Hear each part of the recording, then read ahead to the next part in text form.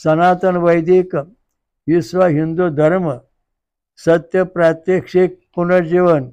मी काशी विश्वेश्वर सरस्वती महाराज कलकी दत्तात्रय मंदिर शिरूर गोंडदी पाचवाडी येथून दिनांक 8/8/1960 पासून प्रचार करीत आहे।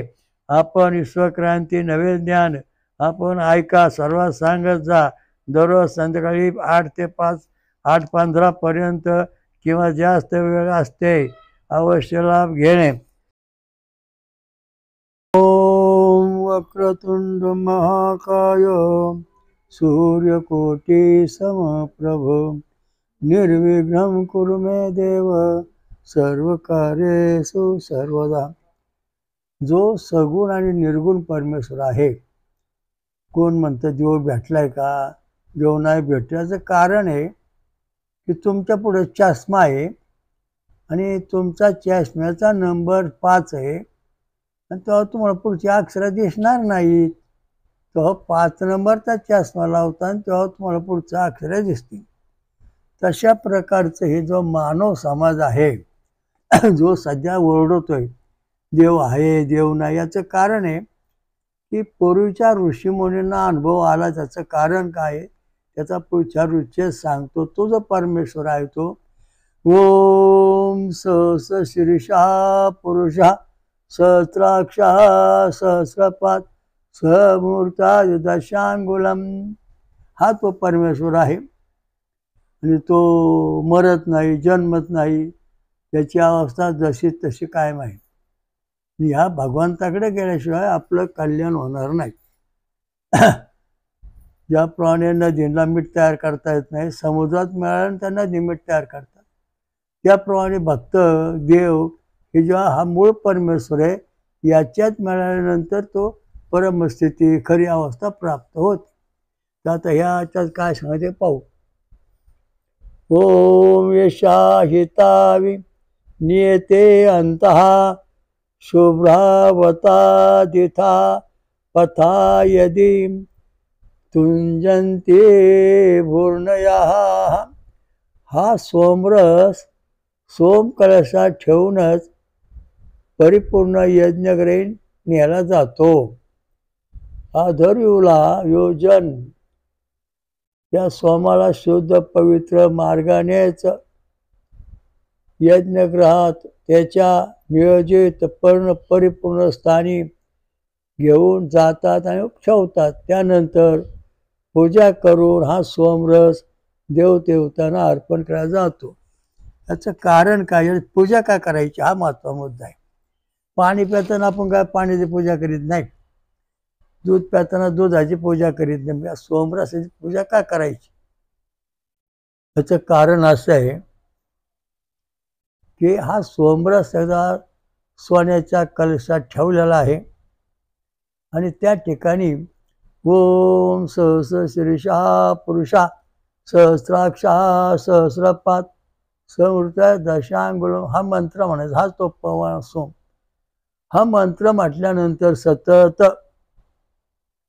मग मूळ देव जो परमात्मा आहे तो त्याची प्रतिमा तो स्वतःहून याच्यामध्ये या सोमरसामध्ये प्रकट होतो।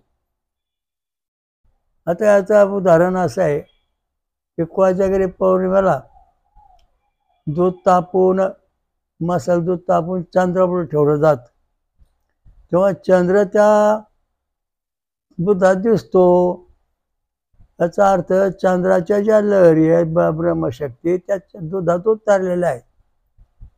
तशा प्रकारचा हा सोमरसामध्ये परमेश्वराची सगळी शक्ती उतरल्यानंतर मग त्याची पूजा केली जाते। देव आले का सोमरसात आले, मग त्यांची पूजा करायची, आरती करायची, मंत्र म्हणायचा, आरती करायची। मग तो देवा होमात सोडायचा, होम हवन करायचं, देवांना प्यायला द्यायचा आणि मानवांना पण प्यायला द्यायचा हा सोमरस।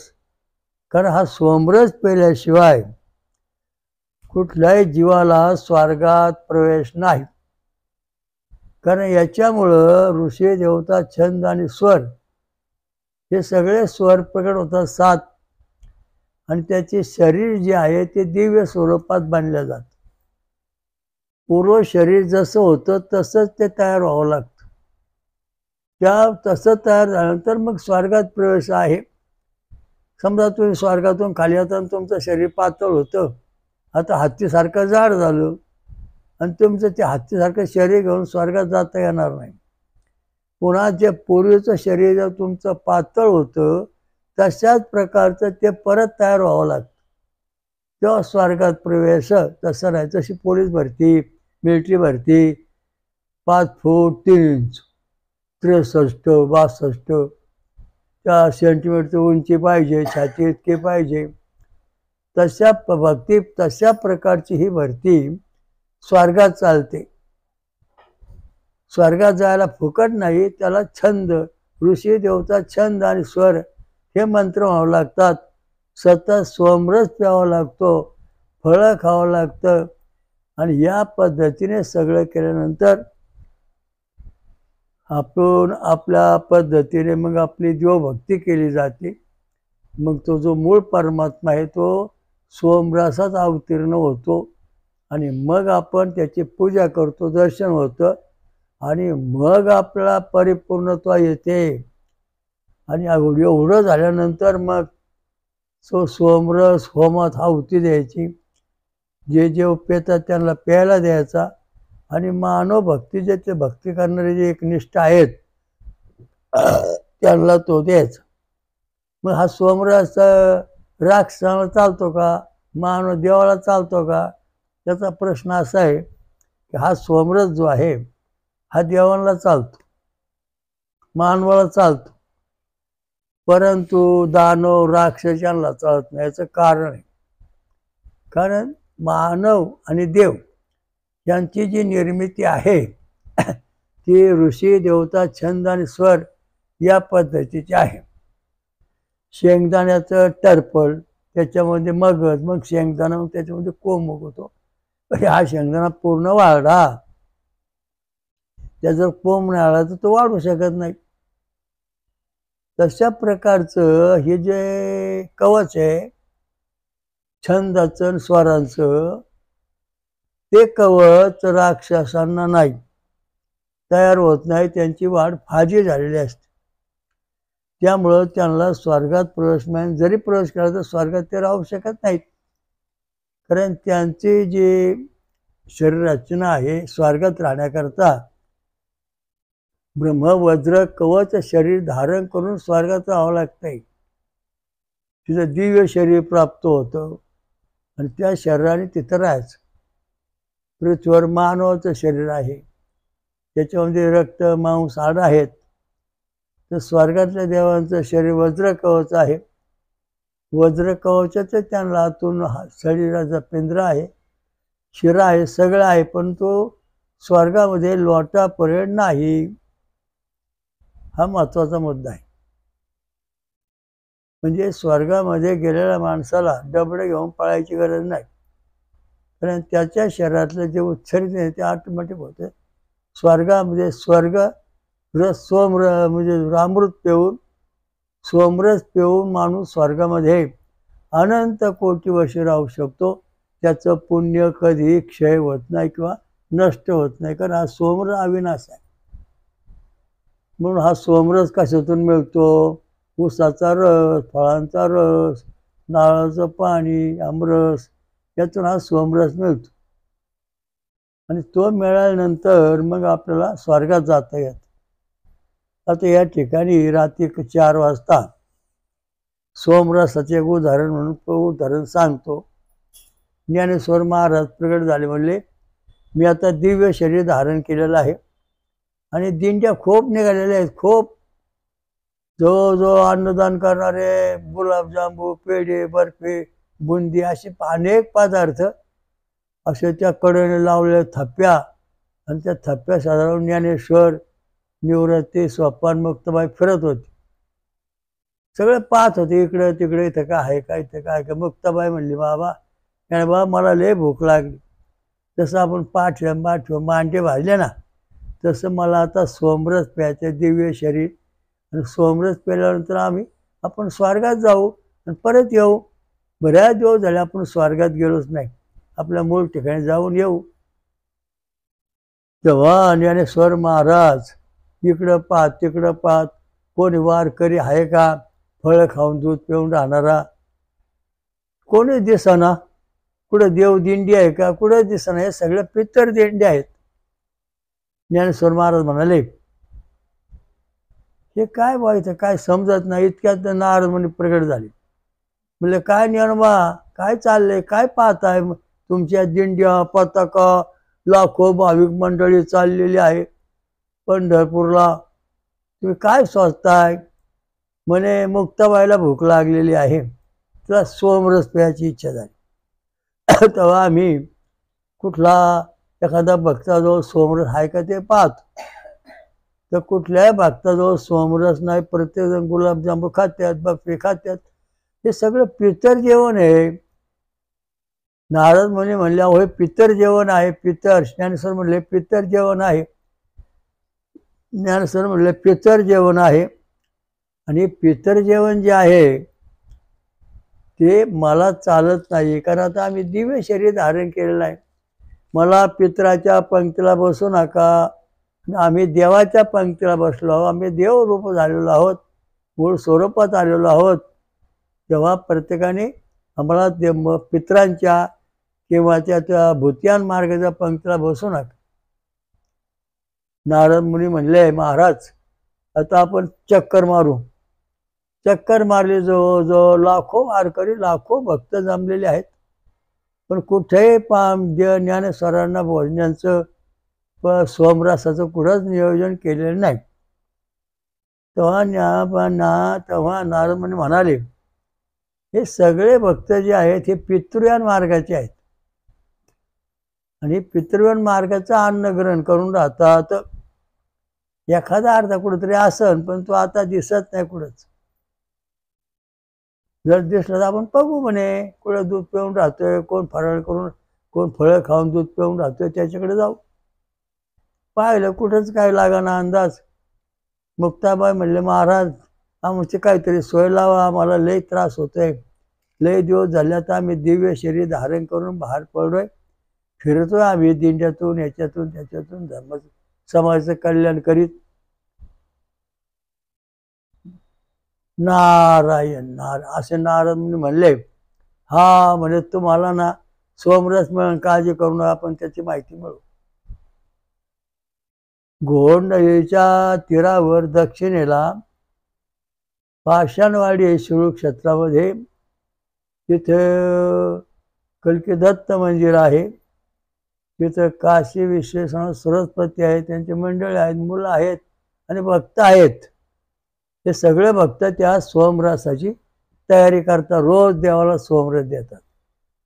होमाला, गणपतीला, महापंचमुखी शिवलिंग, शंकराला, रुक्मिणीला, विठ्ठला, रुक्मिणीला, दत्ताला सगळे सोमरस तिथे रोज पितात. आपण तिथं जाऊ. त्यांचे जे भक्त आहेत ना, ते सोमरसाचं साहित्य कायम पुरवतात. आणि हा सोमरस कशात आहे, शंकर भगवंताने यांना सांगितलेलं आहे, त्यामुळे हे सोमरस देतात.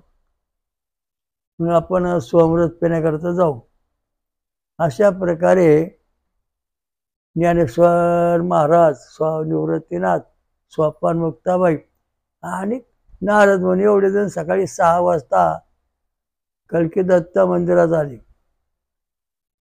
मला म्हणले, महाराज सोमरस. म्हणले, तयार आहे आता, मी 5:45ला मंदिरात जाणार आहे. मग सोमरस काढला, होम हवन झालं. मग यांना सोमरस पुढं ठेवला. सगळ्यांनी घुटघुटू सोमरस पिले आणि तृप्त झाले. मग मुक्ताबाई म्हणली, आता आपलं आता स्वर्गात जाऊन परत खाली येता येईल. फुग्यात ज्याप्रमाणे हवा भरला तो हलका वर जातो, त्याप्रमाणे आपले शरीर आता स्वर्गात जाण्याकरता योग्य झालेले आहेत. आणि फुग्यात पाणी भरल्यावर जसं फुगा खाली राहतो, तसे पितर भोजन करण्याचे पितर तात्पर्याचे लोक आहेत. पितर अन्न खातात. पुरणपोळी, गुलाबजामू, बर्फी, पुरण हे सगळं खातात. हे सगळं पितर जेवण आहे. तेव्हा फुग्यात जसं पाणी भरलं तो खालीच राहतो, वर जात नाही. तसे हे सगळे पितर आणि सगळे भजनी मंडळ किंवा भाविक तिथंच राहणार, वर जाणार नाहीत. कारण देह शुद्ध करून भजनी भजावे. त्यांचा देह शुद्ध झालेला नाही, फक्त खाण्याकरता हे उड्या मारतात. देवाचं भजन करतात, त्यात वाद नाही. एखादा अपवाद सोडा तर वर जाऊ शकेल, पण तसं सांगता येत नाही.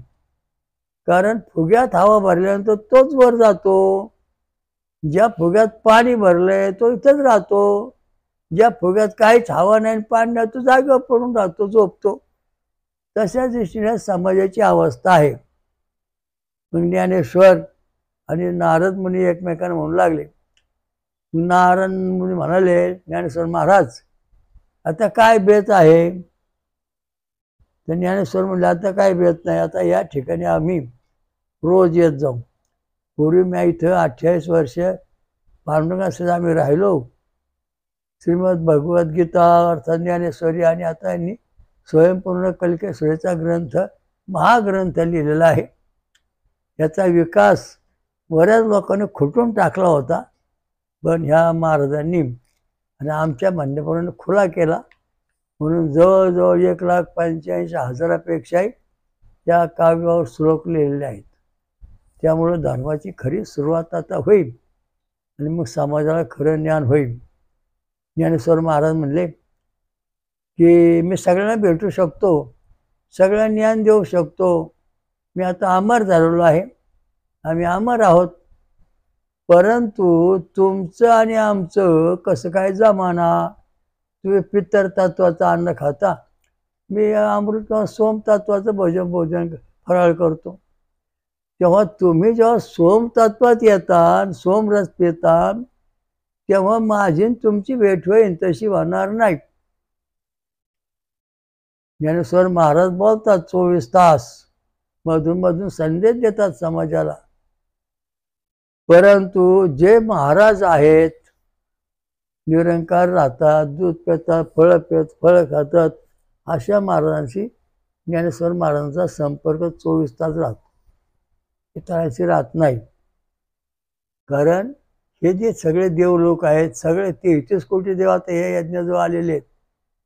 कल्कीदत्त महाराज या ठिकाणी सगळे आलेले आहेत आणि सगळ्यांनी सोमरस घेतलेला आहे. रिद्धी सिद्धी योगिनी जोगिनी सगळ्यांना सोमरस.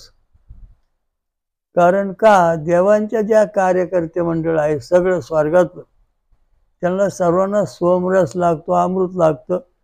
ते पितर भोजन घेत नाहीत, पित्र घेत नाही. इंद्रादी देव आलेले आहेत, सगळे देवांचा प्रश्न सुटलेला आहे. तुमच्या पूर्वीच्या इतिहासामध्ये नामदेवाच्या घरी पांडुरंग जात होते जेवायला, नंतर जनावरांच्या जात्यावर दळू लागायचे. परंतु वस्तुस्थिती अशी आहे की जनाबाई नामदेव हे पांडुरंगाला दही देत असत. पितर जेवण जरी केलं तरी दही ठेवत असत. मग दोन्ही जेवण ठेवायचे, पितरांचं आणि दह्याचं, सोमरसाचं. मग पांडुरंग रुक्मिणी ते सोमरस घेत असत, पितर जेवण करीत नाहीत. तर आपले जे देव आहेत, खरे देव, स्वर्गातले देव, त्या देवांची आपण भक्ती कधीच केली नाही, करीत नाही, कोणीच केली नाही. त्यामुळं सगळ्या धर्माचा तुकडेच आहे, तुकडे. कारण का?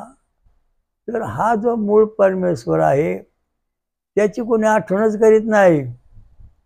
जे बारके छोटे मोठे देव आहेत ते समुद्राची आठवण कोणी करीत नाही. ते तर मीठ तयार होतं. मग जो तो गंगेच्या ह्या मोठ्या नद्यांच्याकडे शेतीवाडी करतो, झाडं लावतो, पशु पक्षी पाळतो, पिकं काढतो, पैसा कमवतो, उड्या मारतो आनंदात. परंतु त्या ह्या पाण्यामध्ये मीठच तयार होत नाही. तशा प्रकारचं जे ब्रह्म आहे, नद्या जेव्हा समुद्रात मिळतात तेव्हा संतृप्त अवस्था होते, समान अवस्था, आणि मग नद्यांच्या पाण्यात मीठ तयार होत. तशा प्रकारचं भक्त आणि देव जेव्हा परमात्मा जो आहे, श्री सहस शीर्षा पुरुषा, सहस शीर्षा पुरुषा, हा जो परमात्मा आहे त्याच्या चरणाजवळ गेल्यानंतर आणि चरण स्पर्श केल्यानंतर ती जी चेतना तयार होते ती चैतन्य तयार होतं, एकरूप शरीर होतं भक्तांचं, देवांचं आणि मूळ परमेश्वराचं. मग त्या जसं समुद्रात मीठ तयार होतं पाण्यापासून, तसं ह्या सगळ्या भक्तांच्या शरीरामध्ये ब्रह्मप्राप्ती होते, ईश्वर प्राप्ती होते. म्हणजे भूतियान मार्ग, पितृयान मार्गाच्या पलीकडे जो मार्ग आहे तो ब्रह्मांड मार्ग तिथं जातो. मग देव हे सगुण का निर्गुण असा प्रश्न झाला. नारळाचं सगुण म्हणू का निर्गुण रे? तर नारळ फळनंतर आज करून ते पोकळीच, आणि बाहेर गरगरीत बाहेरून ते नरोटी खोबरं सगळं तयार झाले. तशा त्या अति नरोटी जे काय पोकळी आहे तो निर्गुण आहे. म्हणजे हा नारळ आतून निर्गुण आहे, बाहेरून सगुण आहे. तसं तुमचं नाक आहे, त्याला पोकळी आहे, खोल आहे, श्वास घेतात सोडतात, म्हणजे तुमचं तोंड आहे मोकळं आहे, म्हणजे पोकळी आहे. ही जी पोकळी आहे हे ब्रह्म आहे, निर्गुण निराकार ब्रह्म. कधी जन्माला येणार नाही, मरणार नाही, काय नाही, हे प्रत्येक जीवाच्या नाकामध्ये आहे. आणि वरून आवरण आहे, म्हणजे कवच आहे नारळासारखं नाकाचं. तर अशा दृष्टीने हा परमात्मा जो आहे सगुण निर्गुण देवामध्ये आहे, मानवात आहे, पशुत आहे, पक्षात आहे, वृक्षात आहे, 84 लक्ष एवढे जसाचे तसा आहे. सगुण पण आहे, निर्गुण पण आहे. आणि परमेश्वर पाहायचा असेल, देव दिसतो का? अहो चष्माच नीट नाही तुमचा, तर तुम्हाला अक्षर वाचता येणार नाही, तुमचे नंबर फेल झालेत. ज्याला चष्म्याचा नंबर 5 आहे परंतु चष्मा घातलाच नाही, तो अक्षर दिसत नाही. जेव्हा 5 नंबरचा चष्मा घालीन तेव्हा त्याला ते अक्षर वाचता येतात. तसं तुम्हाला दिव्य दृष्टी प्राप्त झाली पाहिजे, तुम्हाला सोमरस प्याला पाहिजे. आणि ज्ञानेश्वर महाराजांनी सांगितल्याप्रमाणे आणि नारद मुनींच्या म्हणण्याप्रमाणे हे सोमरस पिणारे जे लोक आहेत ते हिंदू आहेत. राक्षसांना सोमरस प्यायचा अधिकार, पेय जगू शकत नाही, मरतात का? याचं उदाहरण दाखवतो. राक्षस दारू पितात, गांजा वडतात, आणि देवलोक सोमरस पितात. मग याच्यामध्ये राक्षस कसे काय मारतात हो? देव कसे काय तरतात? 2 बर्फाचे खडी आणा, ऊसाचा रस ठेवा, दारूचा ग्लास ठेवा, 2 टाका, ऊसाचा रसावरती पत्ता रंगतो, हळूहळू त्यात पाझरतो. दारूच्या ग्लासात ठेवतो, बरोबर जाऊन फुटतो, म्हणजे त्याची घनता कमी आहे. याप्रमाणे जर समजा हा ऊसा रस लोक पिली तर मरतात. म्हणून राक्षस सोमरस पित नाही, म्हणून त्यांना स्वर्गात जाता येत नाही. स्वर्गात जाण्याकरता ऋषी देवता छंद आणि स्वर या पद्धतीचे मंत्र म्हटले पाहिजेत, तेव्हा आपण स्वर्गात जाणार, तर जाऊ शकत नाही. तुमच्या आतापर्यंत किती जन्म झाले, आई वडील बापांचे किती झाले, तुमचा जन्म, आईचा जन्म, वडिलाचा जन्म, आजीचा पंचाचाही जन्म किती झाले. तुमचा जन्म झाला समजा 10 लाख वेळा, तुमचे आई वडील 10, 10, 20, 30 लाख झाले, आजोबा 40 लाख, पंजोबा 50 लाख, एवढे संस्कार तुमचे आलेले आहेत. आणि हटवण्याकरता कोणी समर्थ नाही. देवाला सुद्धा काही जन्म घेतला असल्यामुळे, अवतार घेतल्यामुळे त्यांना सुद्धा ह्या जन्माच्या पिढा चिकटलेल्या आहेत. याच्याकरता सोमरस जरी देव पेतात तेव्हा त्यांच्या पाठीमागचे जे अनुवंशिकता DNA आहे, पूर्वजन्मातलं देवांचं मानवाचं, हे सगळं संपून जातं. आणि ते संपून गेल्यानंतर मग त्यांना स्वर्गात जाण्याकरता परवानगी मिळते, तशी मिळत नाही. देह शुद्ध करून भजनी बजावी, हा देह शुद्ध करण्याकरता पवमान सोमा हा देव आहे, म्हणजे सोमरस आहे. आणि तो घेतल्यानंतरच आपल्याला सुख, शांती, समाधान मिळतं. मग आता सोमरस प्रत्येकाने प्याला पाहिजे. आता देवदिंडी आणि पितर दिंडी, त्या दिंड्याचे 2 जातींनी आणि सर्वांना सांगितलं. ही पितर दिंडी आहे, म्हणजे देवदिंडी कुठे दिसतच नाही. ज्ञानेश्वर महाराज असे म्हणलं, नारद म्हणले देवदिंडी म्हणजे काय? जी माणसं वारकरी फळ खाऊन दूध पिऊन दिंडी काढतात ती देव दिंडी, सोमरस दिंडी. आणि जे माणसं वरण भात आमटे भरण पोळ्या खातात, गुलाबजामू खातात, बुंदी खातात, ही पित्तर दिंडी. कारण पित्तर जे खातात ते हे खाता इथं राहतं, ही पित्तर दिंडी.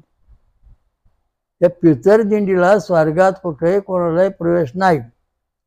देव दिंडीला मात्र स्वर्गात प्रवेश आहे. ही देव दिंडी निघाली पाहिजे, तिचं सामर्थ्य वाढलं पाहिजे, तिच्या भक्ती त्या मार्गाने केली पाहिजे, तेव्हा तुम्हाला ईश्वर प्राप्ती होईल. 12 वर्ष भक्ती करूनही तुम्हाला ईश्वर प्राप्ती व्हायची नाही, हजारो जन्म घेऊन होणार नाही. का? तर तुमचं शरीर जन्माला येईल मर पित्तर पित्तर. तुमचं शरीर जन्म आलं भूतियान मार्गात, पुन्हा पित्तर मार्गात, पुन्हा भित्वान मार्गात, पुन्हा पित्र्यान मार्गात, पुन्हा भूतियान मार्गात, पुन्हा पित्र्यान मार्गात, असं हे चक्र तुमचं फिरत राहत. आणि जेव्हा तुम्ही सोमरस पिता तेव्हा तुमचा जन्म, तुमचं गती देवलोकात होत. मग न पुन्हा जन्म मरण नाही, मग तुम्हाला देवलोकात गती मिळते. तेव्हा मुक्ताबाई म्हणाली, ज्ञानोबा आता आपल्याला सोमरस पिण्याकरता हे महाराजांकडे आपलं म्हणावं लागेल, येऊ का? तुम्ही त्यांना आधी सांगितलं तुम्ही रोज येत जा आणि सोमरस पेत जा, माझी काही हरकत नाही. आपले जे भक्त आहेत कल्की दत्त महाराजांचे, ते या ठिकाणी सोमरसाचं साहित्य सतत आणून देतात. त्यामुळे हा सोमरस कधीच बंद होणार नाही, तो पेत राहणार. तेव्हा मुक्ताबाई म्हणाली, आता आपण इथं सोमरस पिऊन पिऊन स्वर्गात जात जाऊ, स्वर्गातून परत येत जाऊ, स्वर्गात जात जाऊ, स्वर्गातून परत येत जाऊ. म्हणजे आपलं मूळ ठिकाण आपल्या ठिकाणी आपण जाऊन परत येऊ. सोमरसामध्ये इतकी ताकद आहे की सोमरस पेल्यानंतर तुम्हाला ईश्वर प्राप्ती ही निश्चित होते. तुम्ही तपाला बसलाय, वरण भात खाताय, रोज ध्यान धारणा करताय, हा योग सिद्ध होत नाही. भगवान शंकर हे योग्यांचे राजा, योग्यांचे रान आहेत.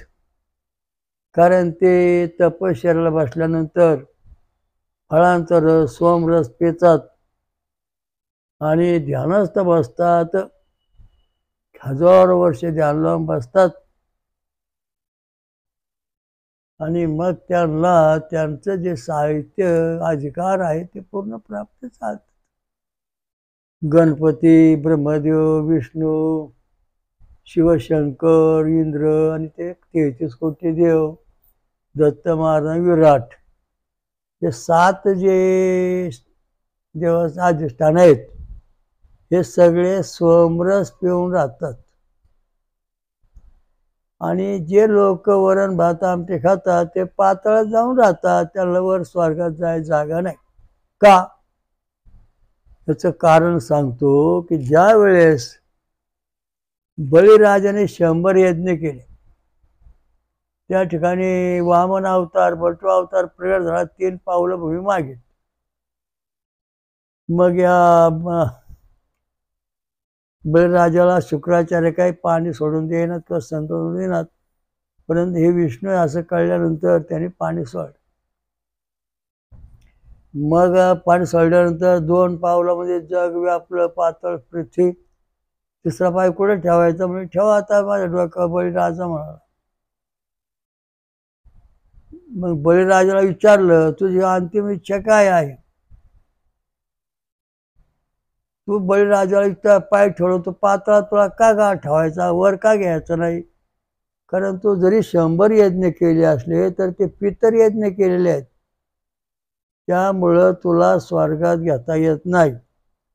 तू जर सोम्य केला असतास, सोमरस प्याला असतास, फळं खाऊन दूध पिऊन राहिला असतास, 100 यज्ञ केले असते तर तुला कोट्यानुकोटी वर्ष आम्ही स्वर्गात जागा दिली असती. असं कोण म्हणालं? वामन अवतार. त्याचं कारण आहे, तुम्ही जे यज्ञ करताय, जी भक्ती करताय, जे रोज खाताय, ते पितृयान मार्ग आहे आणि भूतियान मार्गाचं आहे. वाकडे तिकडे खाणे भूतियान मार्गाचं आणि शाकाहारी राहणे, पुरणपोळी हे पितृयान मार्ग, तुम्ही पितृयान मार्गामध्ये आहात, याच्यातून बाहेर पडायचं तेव्हा तुम्हाला स्वर्ग मिळेल, सुख मिळेल. वेदात सांगितलेलं आहे, पोम ऋषी पोमाना पांजन्य पुरोहिता तमीमहे महागयम.